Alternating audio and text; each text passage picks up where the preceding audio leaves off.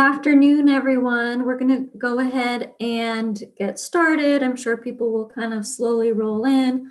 We might have a few people on YouTube, but I don't want to delay us too long. So for those of you who don't know me, I am Nicole Stancifer, Director of Outreach at First Presbyterian Church. And I'm so glad that you are here joining us today. Sorry, one second.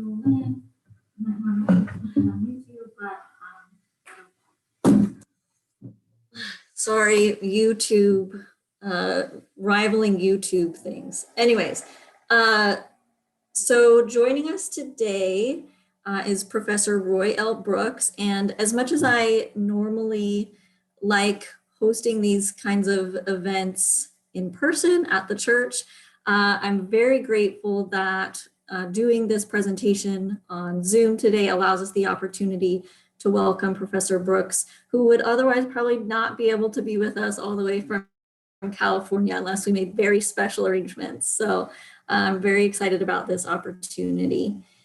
So with that, let me introduce Professor Brooks. He is the Warren Distinguished Professor of Law and twice selected as University Professor at the University of San Diego School of Law.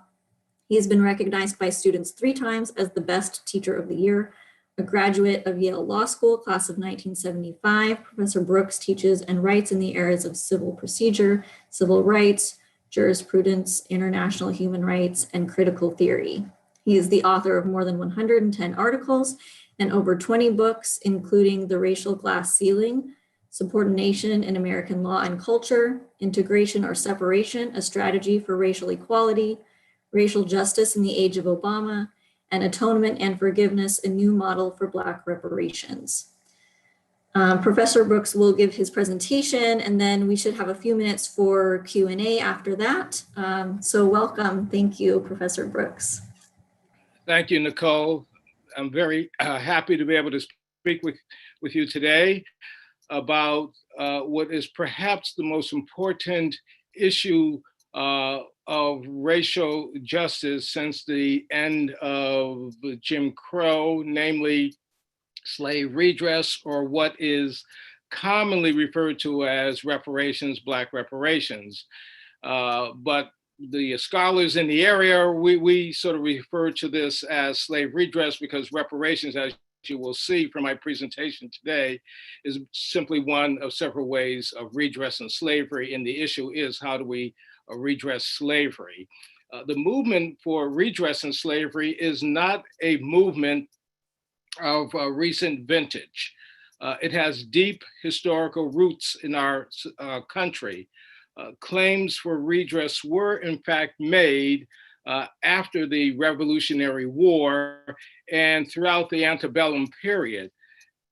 At the end of the Civil War, ex-slaves sought redress from Congress, and in fact, an ex-slave pension bill was proposed by Lincoln's party, the so-called radical Republicans, but the bill went nowhere fast.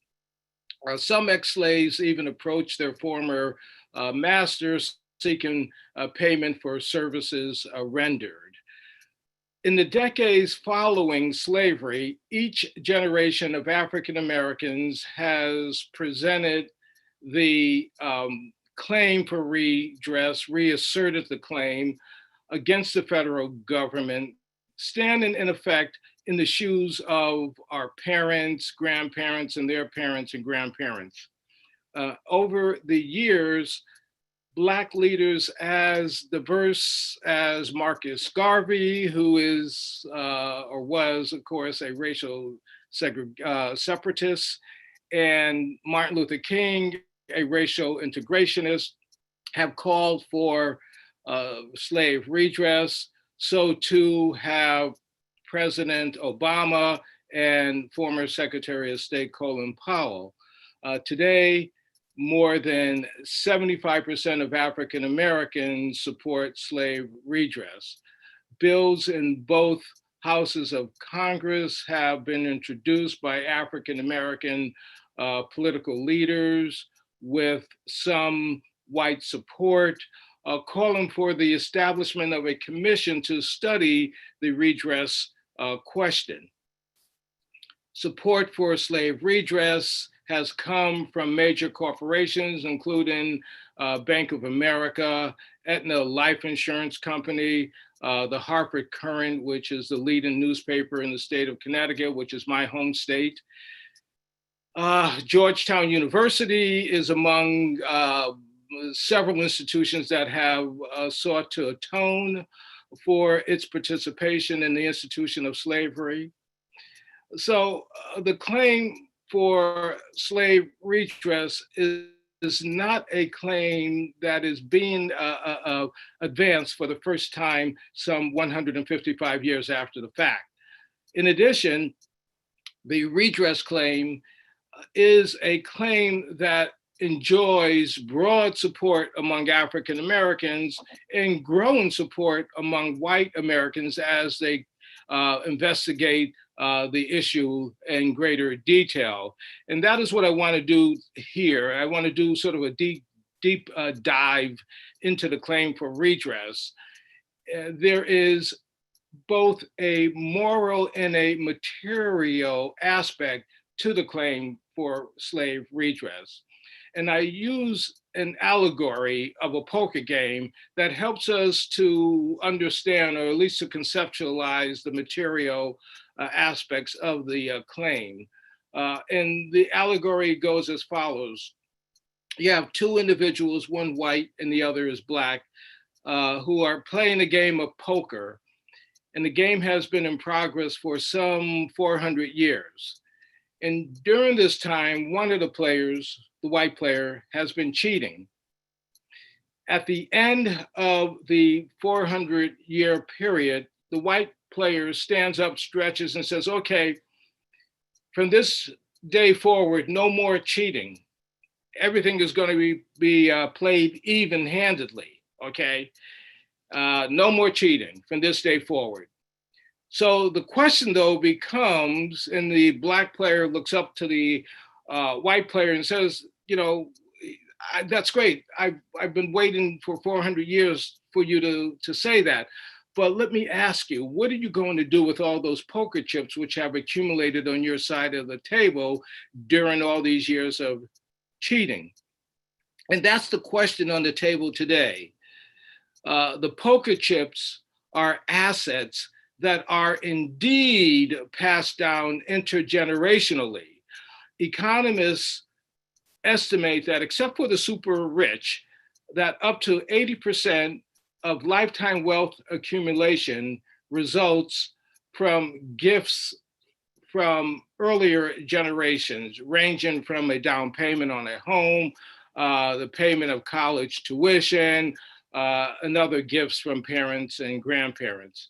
So power, wealth, and voice and privilege are more than just comforts, more than just indulgences.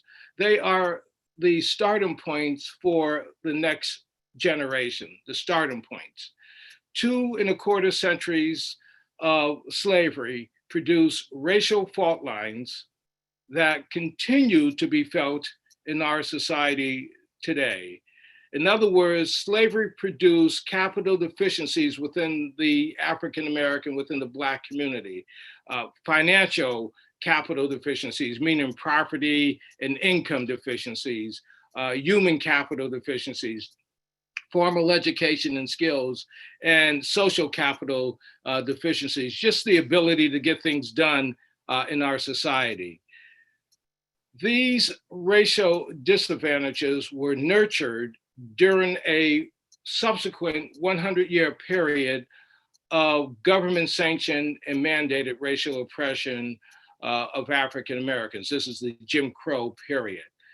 And they are sustained during this post-civil rights period. And the post-civil rights period starts usually, it's around after 1972, which was the last major piece of civil rights legislation passed by Congress. So during this post-civil rights period, these capital deficiencies are sustained by both external and internal conditions.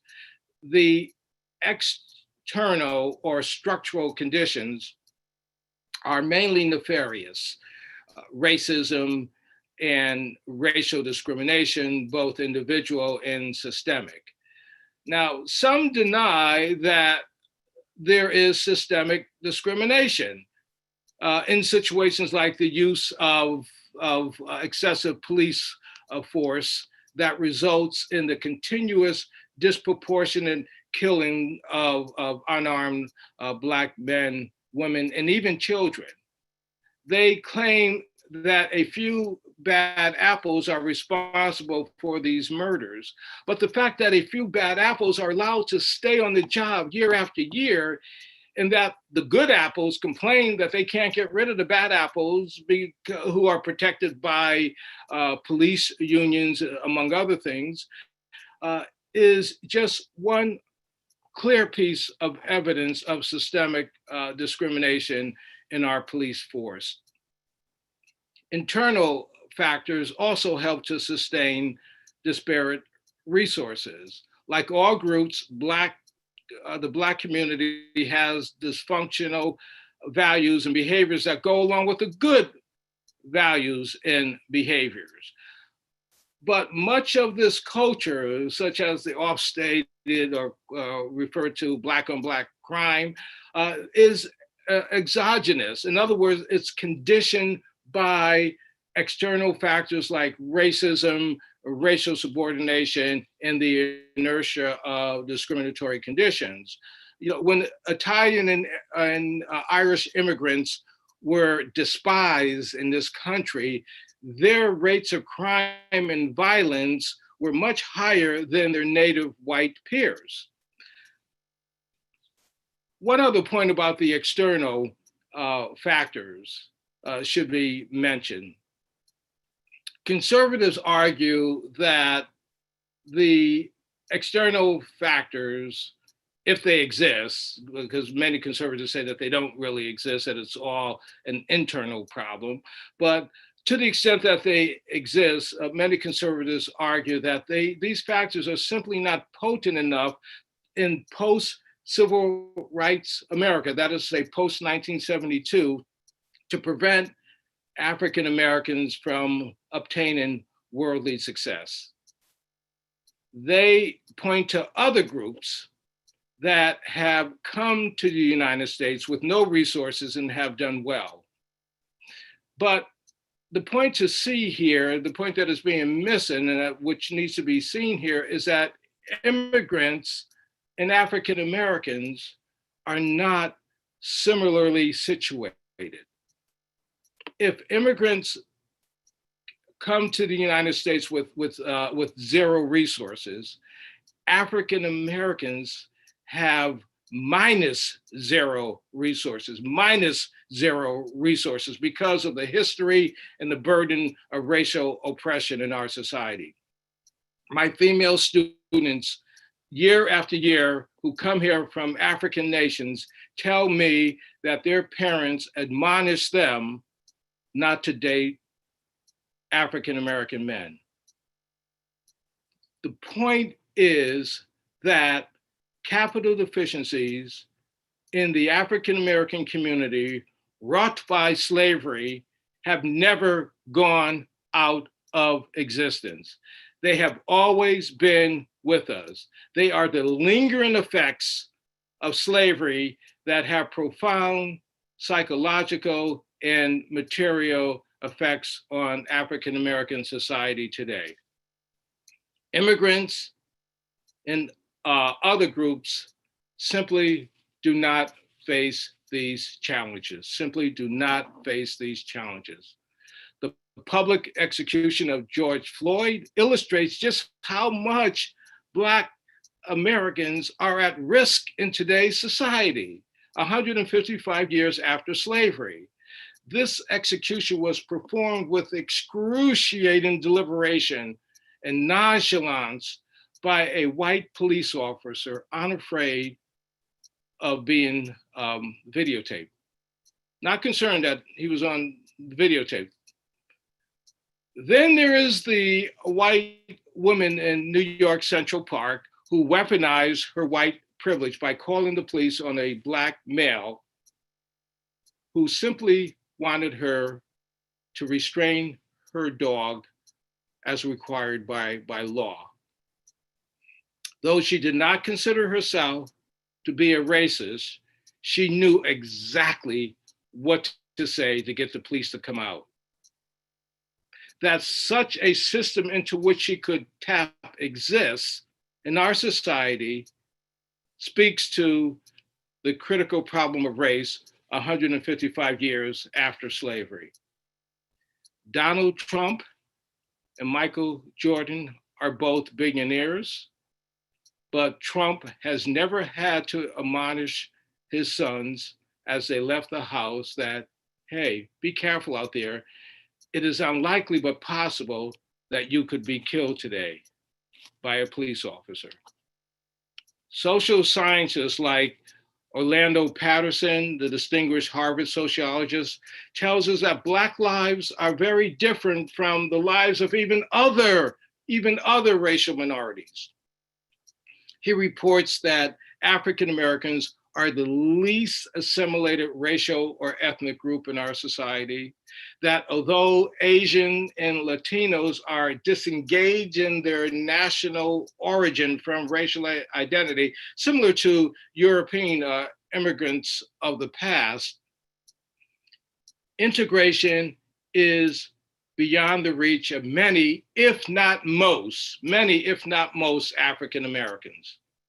In private life, Blacks are almost as isolated from whites today as they were under Jim Crow. So what I'm suggesting to you is this, that being Black in this society still means something.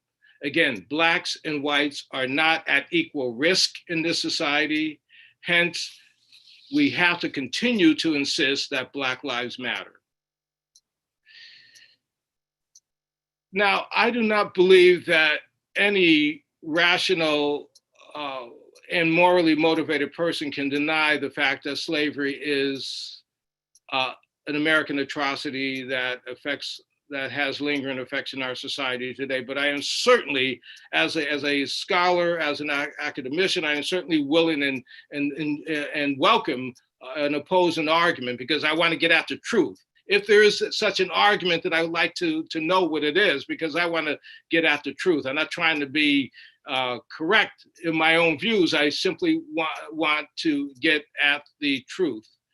But as I said, I don't think that any rational and morally motivated individual could deny that A, slavery was an American atrocity, and B, that it has lingering effects in our society today. The critical question, in my view, is what do we do about this American tragedy? That's the critical question. What do we do about this tragedy? It is my belief that we as a society must find a productive way of discussing how we redress slavery. And when I say redress slavery, I mean also Jim Crow and also the lingering effects of slavery. Now, what I have done over the years, I've been working on this and other issues involving slave redress for over 30 years, and I'm happy that it's now on the front burner. But over the years, I've conceptualized two redress models to help to facilitate this discussion. And this discussion, I can tell you, has been going on, as I said, for at least 30 years around the world. And I'm happy that it has taken a place of prominence here in our society today. So two models have been conceptualized. One is called the tort model. The other is the atonement model. The tort model and the atonement model. The tort model primarily seeks victim compensation and sometimes punishment. Though it is largely adjudicatory. The tort model can be pursued through legislation wherein the emphasis is on victim compensation. And the example of the tort model would be the Rosewood Compensation Act, passed in Florida in 1994, which seeks to compensate property damage that was caused by a race riot in 1923, in which the Black town of Rosewood, Florida, was basically obliterated from the map of Florida. In contrast to the tort model, the atonement model focuses less on the victim than on the perpetrator. It seeks to establish the conditions which are necessary for moral clarity and the prospect of repair in a broken relationship between the perpetrator and the victims of an atrocity. So under the atonement model, the victim seeks first and foremost a genuine apology from the perpetrator of the atrocity, and then calculates the sincerity of the apology by the weight of the reparations offered by the perpetrator. If the reparations are sufficient, the perpetrator reclaims its moral character in the aftermath of an atrocity, and the victim forgives and moves forward with the perpetrator into a new, healthier relationship, a new, healthier relationship. The relationship has changed significantly. But if the reparations are insufficient to make the apology believable, there is no redemption, there is no forgiveness, and consequently, there is no repair of a broken relationship. In other words, there is no reconciliation. So under the atonement model, a reparation has a special meaning, a special ontology. It is the revelation and realization of an apology. A reparation transforms the rhetoric of apology into a meaningful material reality. It concretizes the apology. So then the tort model and the atonement model make different claims, different normative statements. The tort model is backward-looking, victim-focused, and compensatory or punitive. It basically seeks compensatory justice. There is no apology, there is no forgiveness, ergo, no reconciliation. The atonement model, in contrast, is forward-looking, perpetrator-focused, and restorative. In other words, it seeks restorative justice. It seeks to restore a broken relationship between the perpetrator and the victim, and give the perpetrator an opportunity to reclaim its moral character in the aftermath of the atrocity.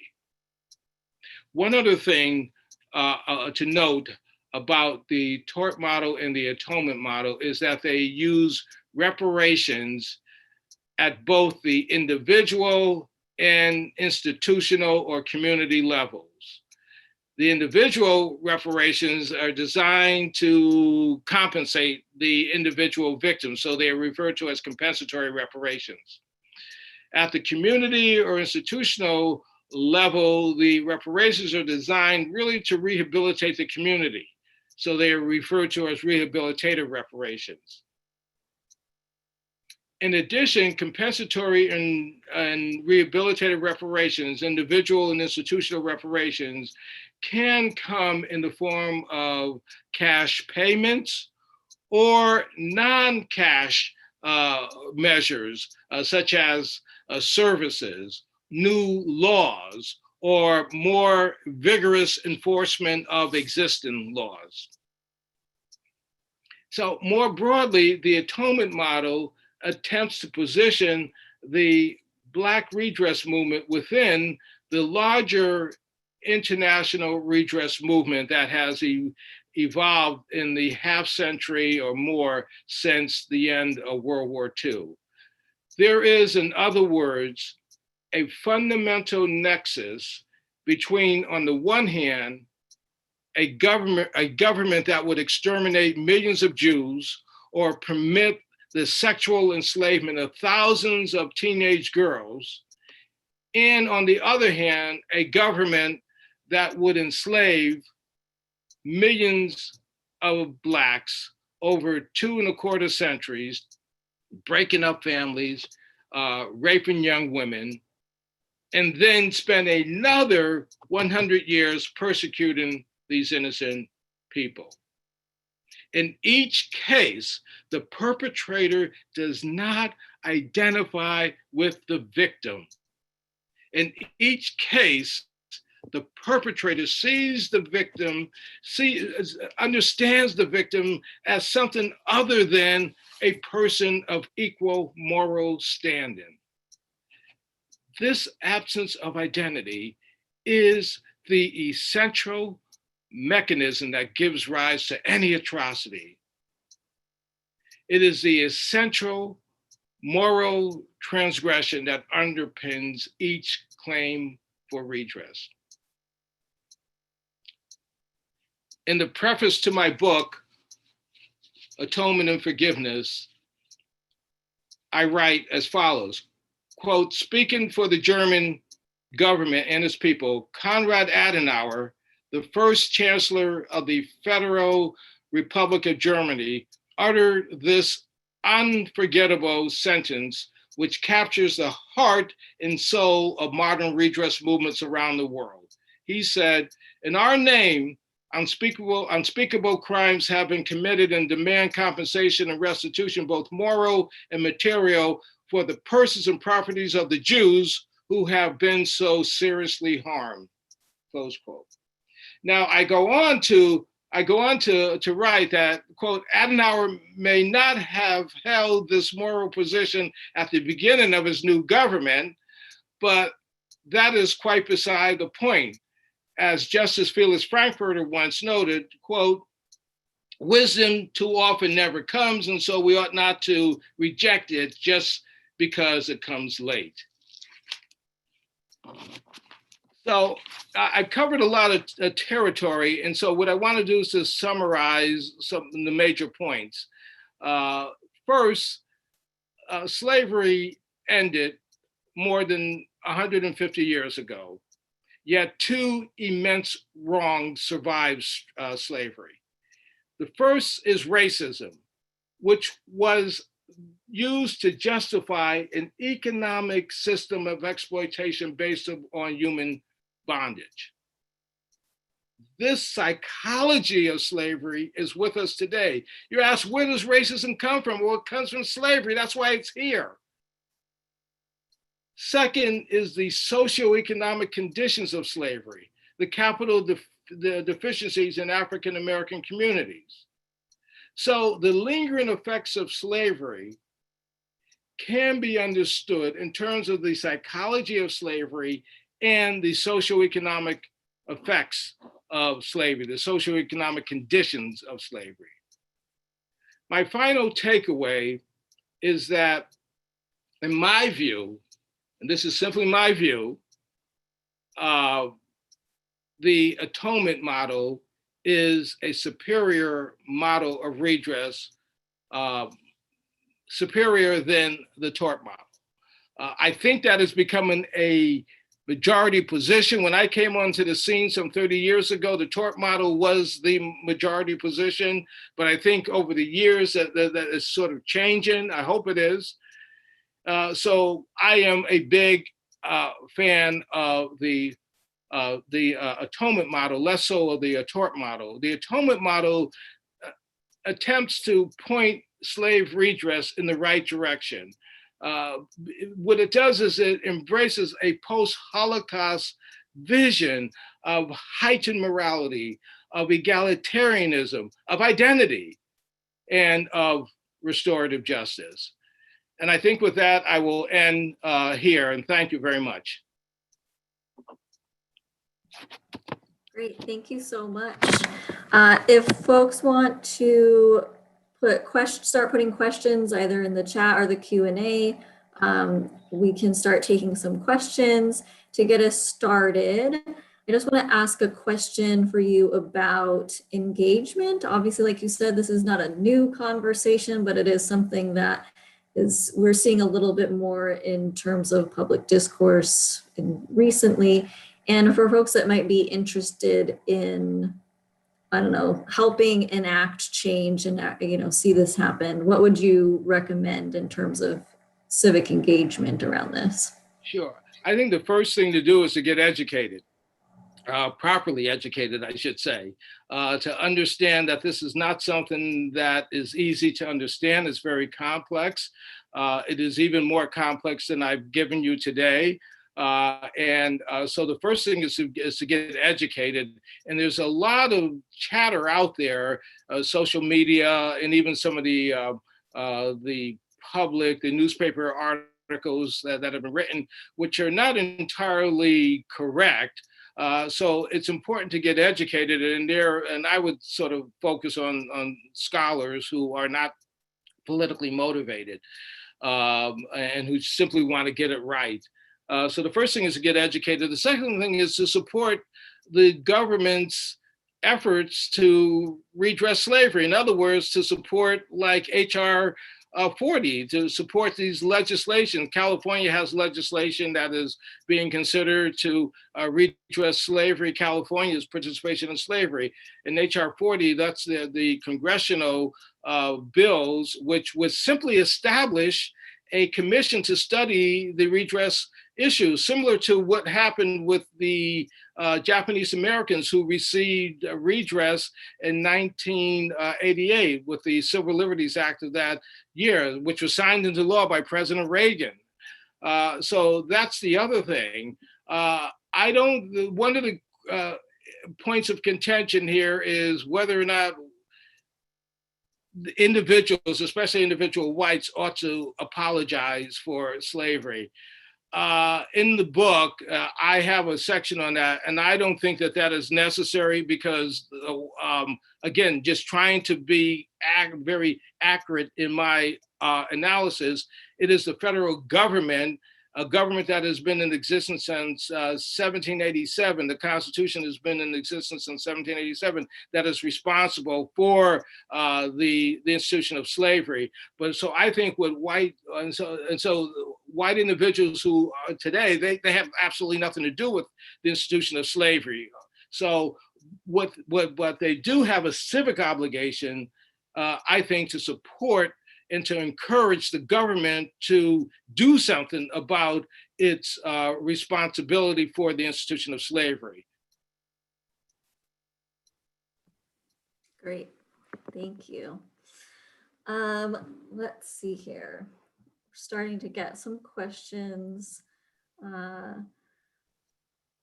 They're just popping up, so let me read through a couple of them here. One question we have is, how would you see the timing of the topic of reparations in the context of all of the current crises that are going on? For example, do broad economic difficulties due to COVID distract or focus our efforts toward broader racial equity and justice? No, I think that they highlight the need for redress because, again, what we're seeing with COVID and all the lingering effects of slavery. Why is it that African Americans are so vulnerable? And there's spillover, of course, into other groups as well, like Latinos. But again, what redress does, it enables us to lift up the hood of the automobile to see what's going on there. And we can fix a whole bunch of things. But what I don't want to do is I don't want to lose focus of what we're doing here. What we're trying to do, this is an asymmetrical enterprise. What we are trying to do is to redress a very specific atrocity, slavery. Just like the reparations for the Holocaust, those reparations were designed to redress that particular atrocity and not do a whole bunch of other things. And so I want us to keep our eyes on the prize, which is to do something about slavery. And if we do something about slavery, it's going to have a spillover effect in terms of resolving a whole bunch of other social justice issues. Thank you. Our next question is on the nature of commitment to reparations. Are these one-time individual payments essential? Can this be done in the form of a long-term Marshall Plan on the community level? What are some different models you see of these happening? Yeah, those are good questions and all, and they are all on the table. This is why we need a commission to study this so that we can figure out exactly how we're going to do this. All right. This is part of what I mean about being properly educated about this, because there's this notion is that, well, we have to come up forward with a plan, concrete plan right away so that we know what to do. No, that's not what we do. What we do is we first and foremost is we decide this on the moral question, that is to say whether or not the government ought to do something about the atrocity of slavery. And even though it is not politically feasible to get anything done right now, that's quite beside the point. And the example that one should look at is the abolition of slavery. After the Revolutionary War, and even before the Revolutionary War, talk about abolishing slavery was not a politically feasible, event. It was not going to happen. But you still needed to have morally motivated individuals to talk about that. It had to be out there in the public consciousness, the notion that, hey, we need to do something about slavery, okay? We need to abolish it. Exactly how we are going to do it, we can figure that out once we accept the concept of abolishing slavery.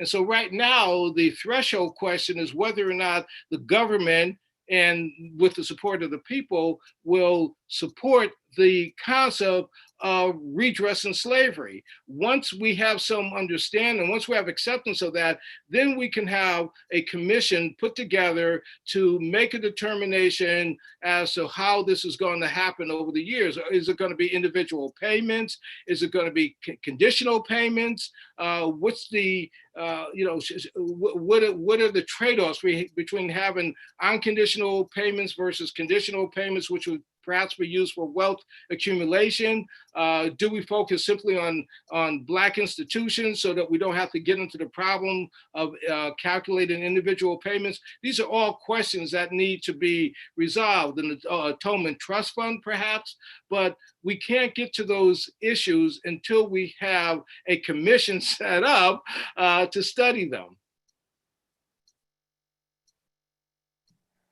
Thank you. Let's see, our next question is about, let's see, it says, Adenauer came to where he came scarcely a decade after the Holocaust. 45 years after the Vietnam War, for example, we have still not come close to where Adenauer was. When we see the wrongs of Vietnam still not redressed after nearly half a century, is it probable that the DNA of America does not have any conception of atonement or redress? From a self-acknowledged pessimist we have here. Oh, that's a good question. There is contrary evidence, though, and that is that we have redressed the internment of Japanese Americans in the Second World War, okay? And it was a Republican president who signed on to that legislation, and that had bipartisan support. And this is the Civil Liberties Act of 1988. And again, that was redress for that particular atrocity, which went to the victims of that particular atrocity. There are some victims who did not accept any of that money. It was about $20,000. There was an apology, and then $20,000 per victim, and also some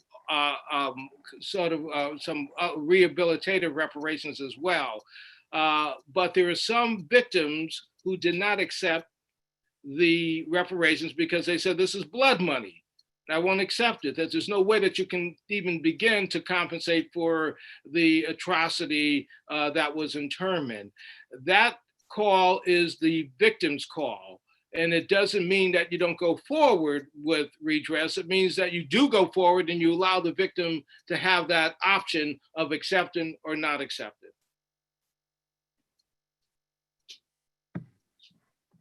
Perfect. Let's see, we have a couple questions that refer to like this community as a faith community and what this community could be doing. One of those is, how can faith communities, do you see any specific ways that faith communities could be advocating and working on this? And then similarly, we at this church, we have a social justice advocacy action group and do things like letter writing and whatnot. And are there particular organizations or people in Congress that folks should be writing to, or is it just everyone should be writing to their Congress people to push for HR 40 or other matters? Yeah. Well, yeah, good question. And I think the thing to do is HR 40 is out there. It's in both houses, okay? And what needs to be done is there should be like a coordinated effort, a massive effort to pressure what may be our president, our new president, perhaps. If Biden and Harris are elected, then I think that the strategy changes, and the strategy would be to have this massive show of public support for redress and not get bogged down into the details. Well, you know, how do you determine who's going to be entitled to this redress? How do I know? I can say that I was the descendant of a slave, that sort of thing. Not getting bogged down into those weeds, because we have to come to some sort of conceptual understanding of where we're going to go. So I think that a massive movement, sort of like the Me Too and the Black Lives Matter movement, of that nature, ought to be manifested and brought to the attention of people like Biden and Kamala Harris. I don't think that the present administration denies the existence of systemic discrimination.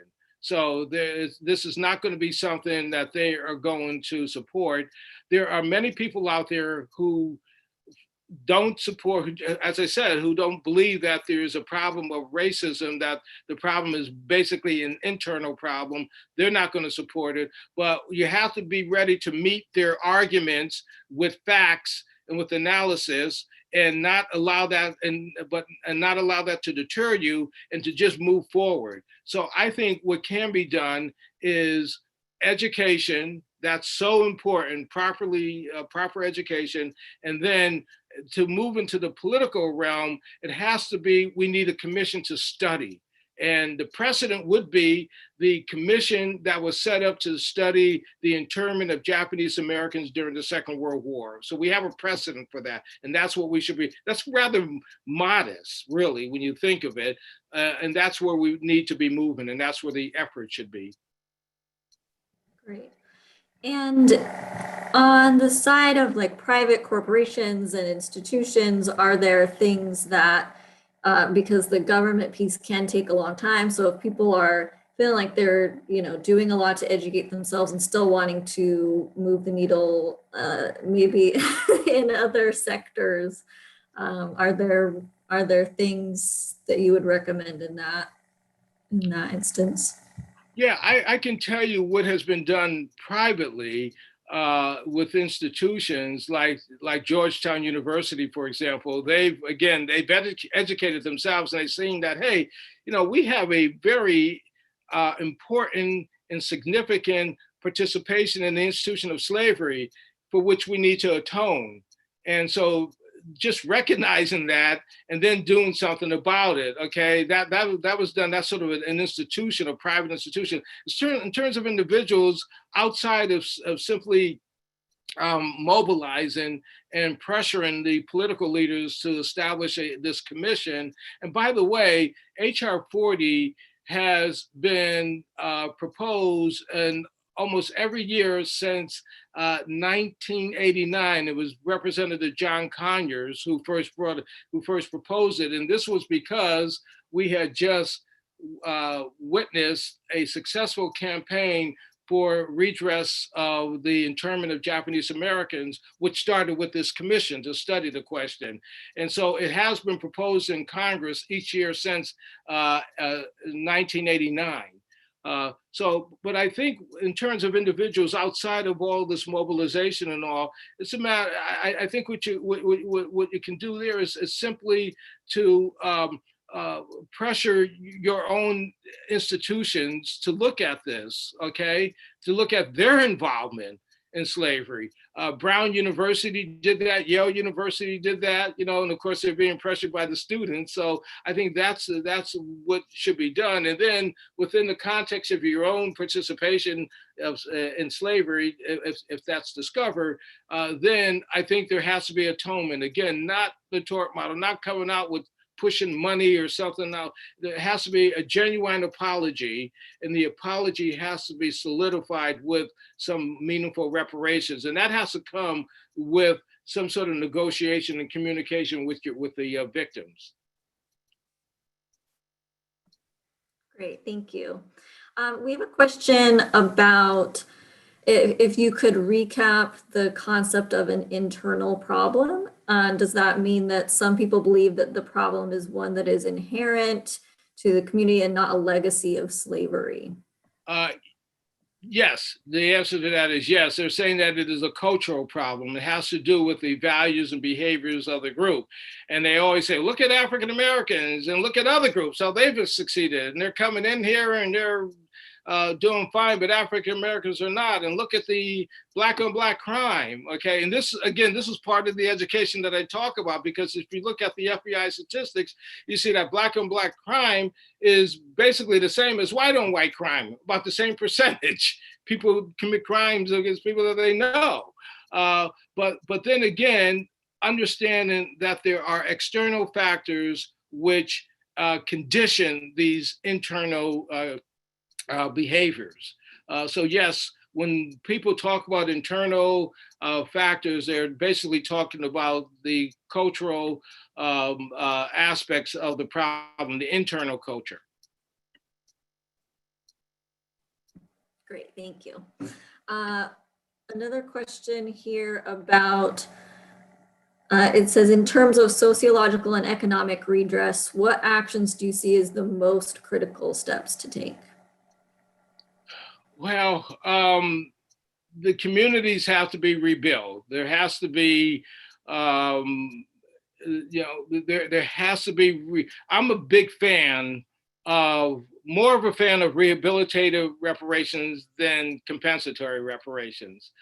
And I don't know if my position is a minority position. At conferences, we argue these positions a lot. I am a big fan of asset building reparations in the African American community. I think that's what's needed most. The schools need to be rebuilt. I would be in favor of, again, this is another rehabilitative reparation. I would be in favor of a constitutional pre-commitment for affirmative action. And right now, affirmative action is threatened by the way in which the Supreme Court will interpret the Equal Protection Clause. If we have a constitutional pre-commitment for affirmative action, they have that in the EU countries, then that would be immune from attack by the Supreme Court. And the statistics show that affirmative action has been the most powerful engine for bringing about racial progress in our society since the end of Jim Crow.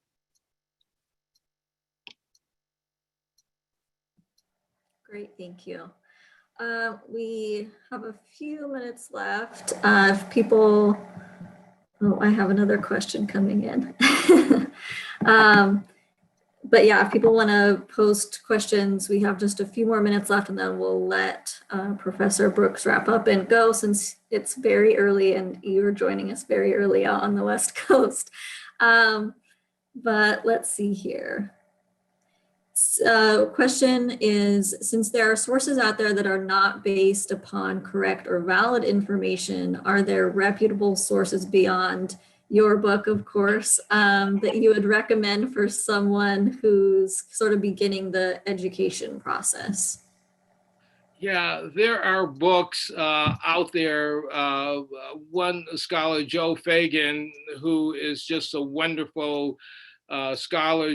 Fagan has written many books in the area of racial justice, ethnic studies, and that sort of thing. And anything that he's written on reparations would be valuable. Sandy Darity, he's a professor at Duke. He has come out with a new book, he and his wife, on reparations. There are other books that are coming out now.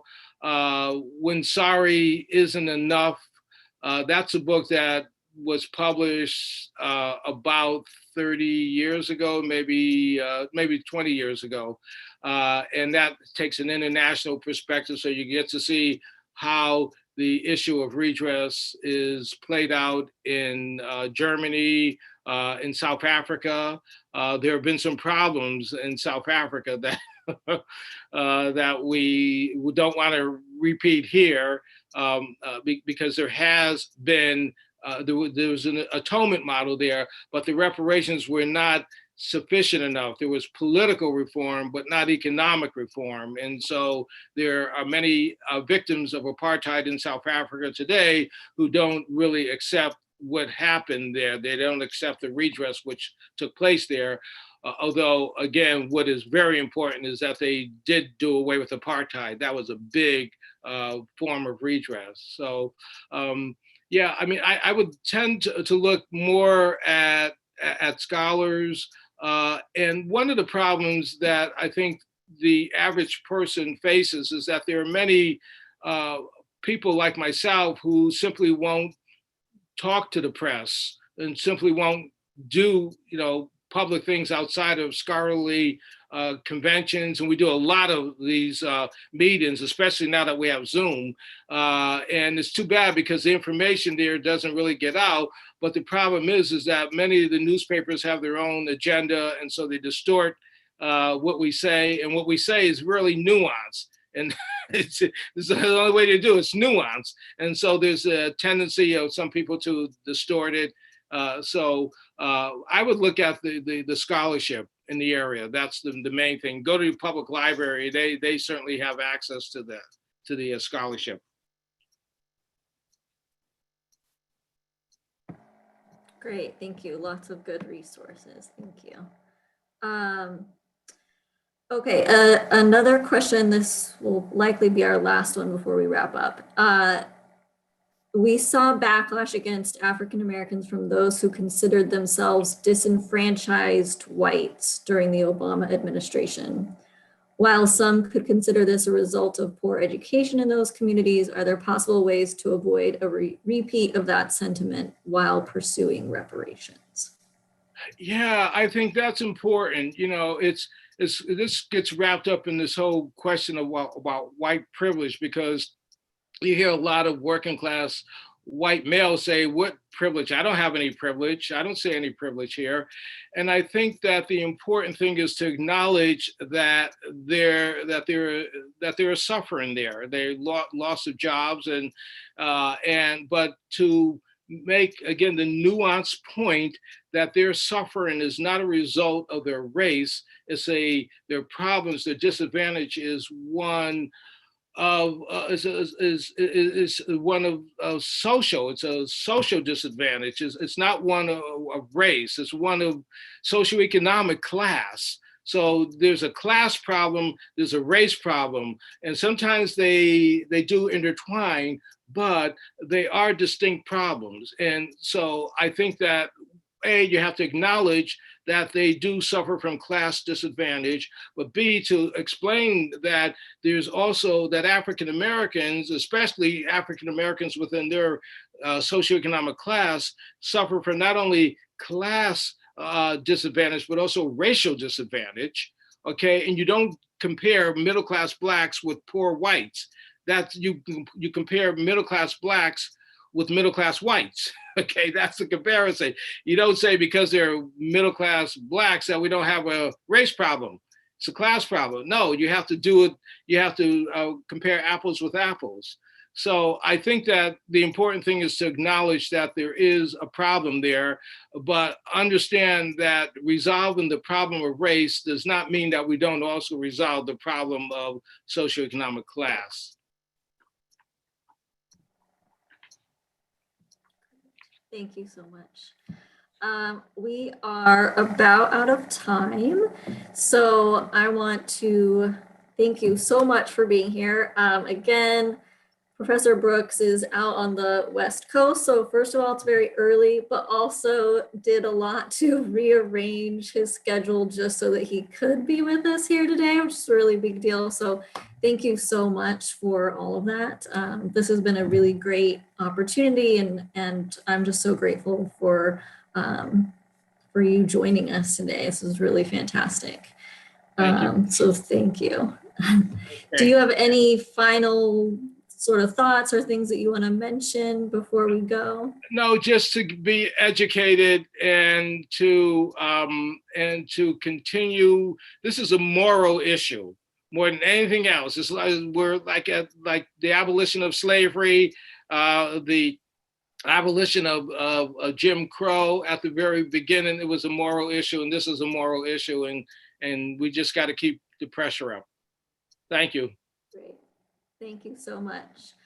For those of you joining us, next week we will continue this conversation on reparations, and we will be welcoming Professor William Yu from Columbia Theological Seminary, and he will be sharing some about his work and his research, specifically about white Presbyterian participation in anti-Black racism and slavery, and how that research informs his engagement on the matter of reparations, both within the PCUSA and beyond. So anyways, please join us.